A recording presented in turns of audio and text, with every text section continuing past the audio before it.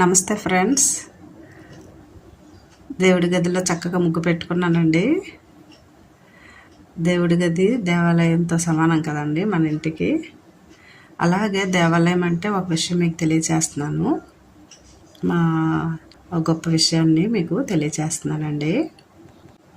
మనం ఇంటి దగ్గర దీపారాధన చేసుకుంటాము, అలాగే గుడికి వెళ్తాము. గుడికి ఎందుకు వెళ్ళాలి, అంతా దేవుడు ఉంటారు కదా, సర్వంతర్యామి కదా అనేసి అని డౌట్ మనకు రావచ్చు. వెళ్ళాలండి గుడికి.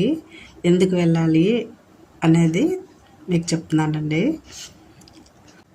అలాగే భగవంతుడు సర్వంతర్యామి అయినప్పుడు దేవాలయాలకి తీర్థయాత్రలకు ఎందుకు వెళ్ళాలి అని మనకి సందేహము వస్తుంది కదండి.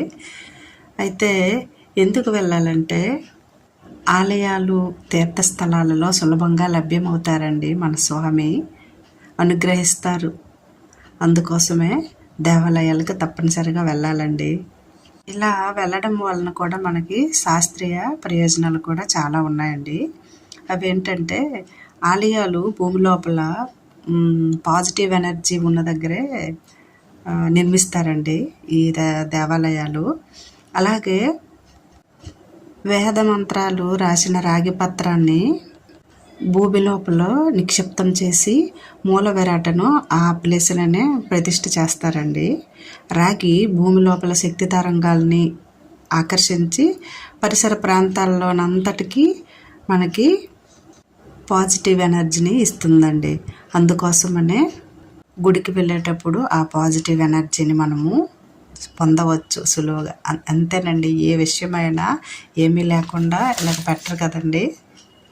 ఇంకా గొప్ప విషయం ఏంటంటే అండి, మనకి గుడికి వెళ్ళగానే చాలా పాజిటివ్ ఎనర్జీ వస్తుంది. ఎందుకండి, అక్కడ అఖండ దీపారాధన నిత్యము వెలుగుతూ ఉంటుంది. ఆ గర్భగుడిలో దీపారాధన చూసిన, అలాగే గంటలు మోగుతూ ఉంటాయి, హారతిస్తూ గంటలు మోగుతూ ఉంటే అవి వింటూ ఉంటే మనకి ఎంతో అన్ని వైపుల నుంచి మనకి మంచి పాజిటివ్ ఎనర్జీ వస్తుందండి. అలాగే మానసిక ఆనందం కలుగుతుంది, మనకి శారీరకంగా ఆరోగ్యం కూడా సొంతమవుతుంది. ఏమంటారు ఫ్రెండ్స్? అందుకోసమే మనం దేవాలయాలకి తీర్థయాత్రలకి వీలుంటే వెళ్ళాలండి. అయితే మరికొందరు కొంచెం ఏజ్ పర్సన్స్ వాళ్ళు వెళ్ళలేరు కదండి. వాళ్ళు ముందునే ఎన్నో దేవాలయాలు తిరిగి వచ్చిన వాళ్ళేనండి మన పెద్దలు. అందుకోసమే భగవంతుడు అంతట్లగా ఉన్నా సరే మనం దేవాలయానికి అందుకే వెళ్తాం. పెద్దలు ఊరికనే చెప్తారండి, ఏదైనా ఇంత రకంగా డెవలప్ అయిందంటే అన్ని రకాలుగా అన్ని దేశాల్లో కూడా ఎంత నాలెడ్జ్ లేకుండా పెద్దలు అంత తెలివితేటలుగా చేయకుండా మనకి ఇవన్నీ మనకి తయారవ్వలేదండి. మనం అన్నీ అనుభవించేస్తున్నాము కదండి ఫ్రెండ్స్.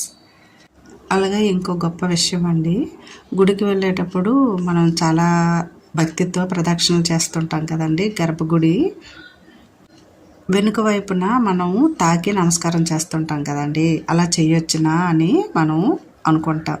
దాని గురించి చెప్తున్నాను ఫ్రెండ్స్. నేను ఒకసారి అలాగేనండి వెనుక వైపు తాకి నమస్కారం పెడుతుంటే ఒక పెద్ద ఆమె అలా చేయకూడదు, తప్పు అన్నారండి. ఏంటనేది నేను ఆ రోజు తెలుసుకోలేకపోయానండి. ఇప్పుడు తెలుసుకొని మనం తెలుసుకుందాము. ఏంటంటే పెట్టకూడదండి, తాకకూడదు వెనుక వైపు. అక్కడ అసురులు ఉంటారండి, వాళ్ళని మేల్కొల్పినట్టుగా అవుతుందంట. అందుకని మనం వెనుక వైపున తాకకూడదు, దూరం నుంచే నమస్కారం చేసుకుంటూ ప్రదక్షిణలు చేసుకోవాలి. అంతేకాదండి, నెగిటివ్ వైబ్రేషన్స్ కూడా మనకి వచ్చేస్తాయండి. ఇంత మనం దేవాలయాలకి వెళ్ళి ఇలాగా చేయడం వలన మనకి పుణ్యము దక్కదు, సరికదా. ఇలా నెగిటివ్ వైబ్రేషన్స్ వచ్చేస్తాయండి. అందుకని దేవాలయాల గోడలను కానీ వెనుక వైపు భాగాన్ని కానీ తాకొద్దండి. చక్కగా ప్రదక్షిణలు చేసుకొని స్మరించుకుందాం. ఏమంటారు ఫ్రెండ్స్? అలాగే నేను చేసే పూజా వీడియోస్ బాగా చూస్తున్నారండి. కాకపోతే ఇంకా మంచిగా చేస్తున్నాను. అందరికీ స్వాములందరికీ హారతి ఇస్తున్నానండి. అలాగే ఫ్రెండ్స్, వీడియో నచ్చితే సబ్స్క్రైబ్ చేసుకోండి. ఇంకా మంచి వీడియోస్ పోస్ట్ చేస్తానండి. పూజలు అంటే చాలా ఇష్టం అండి. ఇష్టం ఉన్న వాళ్ళు కూడా చాలా బాగా చూస్తున్నారు. అందరికీ థ్యాంక్స్ అండి. అలాగే స్వాములందరూ హారతి తీసుకుంటారు.